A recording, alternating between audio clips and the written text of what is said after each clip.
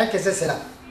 Bu videoda yönetimsel olarak insanlar arası uyumun ne olduğu, eş, arkadaş, çocuklarınız, iş ortaklarınız ve grup içi uyumda nelere dikkat edeceğimiz ve ilişkilerin iyileştirilmesinde biyoritmlerin nasıl kullanılabileceği anlatılacaktır.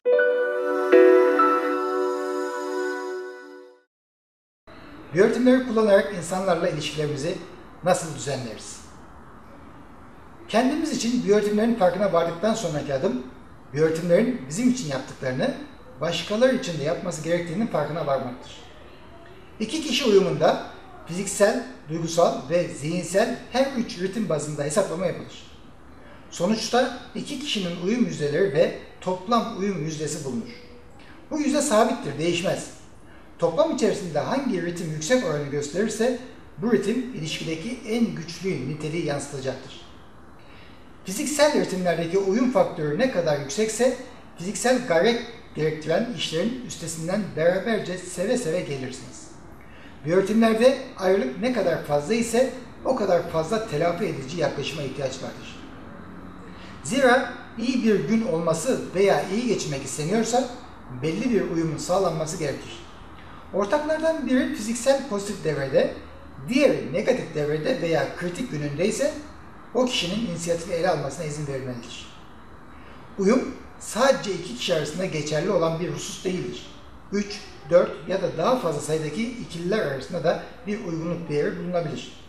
Böylece ilgili gruba dahil kimselerin mevcut potansiyellerinin en fazla şekilde ortaya çıkarması sağlanabilir.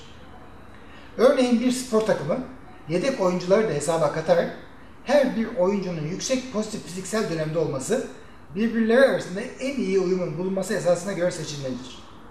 Aralarında belirli bir duygusal uyumsuzluk olmadıkça takımın duygusal faz durumunun mutlaka yüksek, hatta pozitif kademede olmasına ihtiyaç yoktur. Zihinsel olarak ihtiyaç duyulan tek şey devrenin faz durumu hesaba katılmaksızın konsantrasyonudur. Ama her spor dalı için bakılacak uyum yüzdeleri farklıdır. Örneğin tenis, dayanıklık, enerji ve konsantrasyon gerektirdiğinden en başarılı olmak için her üç ritim de pozitif fazda olmalıdır. Bütün profesyonel sporlarda genellikle başarılı bir katkı için duygusal ve fiziksel devrelerin pozitif fazda olmaları önem kazanır. Büyük bir alışveriş mağazasında birçok insan oldukça kısıtlı şartlar altında birbirleriyle ve müşterileriyle geçinmek zorundadırlar. Açıktır ki bunca insanın biyoritmik uygunluklarını sağlamak pratik olmaz. Fakat satışçıların ve görevlilerin kendi şahsi ritimlerini bilmeleri, aksamış olan veya olacak işleri fark etmesini sağlayacaktır. İş ilişkilerinde ise çalışma bölümünün verimliliği açısından fiziksel, zihinsel, duygusal uyumluluklardan hangisi veya hangileri gerekliyse o devreleri birbirleriyle uyumlu kişileri ilgili bölümde görevlendirmek akılcı olacaktır. Uyumsuzluk ve aşırı konsantrasyon gerektiren işler bir araya gelince bu durum kazalara sebep olabilir. Örneğin, kütüphane personeli arasında zihinsel uyumun olması önemlidir. Duygusal ve fiziksel değerler zayıf olabilir. Bürolarda geçimsizlik oranı genç sekreter hanımların oluşturduğu ekiplerde had safhadadır. Yöneticinin burada anlayışlı bir disiplin uygulaması gerekir. Fiziksel uyumun burada pek önemi yoktur. Ayırt etme gücünü kullanabilmek için zihinsel ve duygusal uygunluğa ihtiyaç vardır. Uygunluk, kişisel davranış şekillerine ve o anın baskın şartlarına bağlı bir husustur. Ortalama uygunluk değeri ne kadar yüksekse ilişki de o ölçüde iyi olur. Bununla beraber söz konusu beraberlik hangi ritim en yüksek değerde uyum gösteriyorsa o ritim ilişkilerde daha baskındır. Özetle şöyle diyebiliriz. Ortalama rakamlar sadece bir kılavuz olarak dikkate alınmalıdır. Buna karşılık kişisel rakamlar çok daha önemlidir. Fiziksel değeri tayin ederken %100 rakamı ortak katılım gerektiren tüm faaliyetler için çok iyidir.